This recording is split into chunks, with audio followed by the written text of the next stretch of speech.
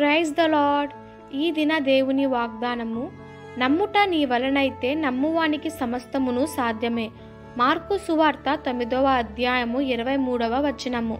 ప్రార్థన వలన దేనినైనా సాధించగలమా? ప్రతి విషయమును గురించి ప్రార్థన చేయవచ్చా అనే సందేహం మనకు వస్తుంది.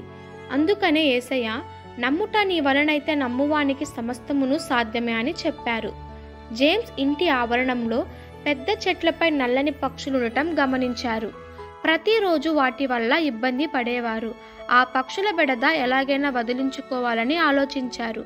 ఒక పుస్తకం చదువుచుండగా ఒక పేజీలో చెదపురుగులు కలిగిస్తున్న నష్టాన్ని గురించి ప్రార్థన చేస్తే దేవుడు వాటిని ఆశ్చర్యకరంగా నిర్మూలము చేశారు అని చదివాడు. ఇటువంటి విషయాల గురించి కూడా దేవునికి ప్రార్థన చేస్తారా అని ఆశ్చర్యపోయారు.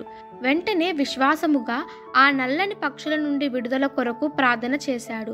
3 దినాలు వాటి గురించి ప్రార్థన చేసి 4వ రోజు ఆ పక్షులతో, యేసు ప్రభు నామంలో మీకు ఆజ్ఞాపిస్తున్నాను, ఈ స్థలమును విడిచి వెళ్ళుడి అని అన్నాడు.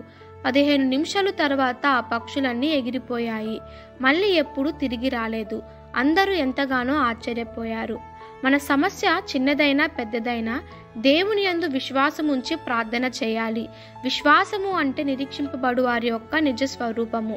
కాబట్టి మనము విశ్వాస ప్రార్థన వలన దేనినైనా సాధించగలము అనే నిరీక్షణతో ముందుకి నడుద్దాం. ఈ దిన దేవుని వాగ్దానము మనందరి జీవితంలో నెరవేరులాగున ప్రభు కృప మనకి తోడై ఉండునుగాక. ఆమెన్. God bless you.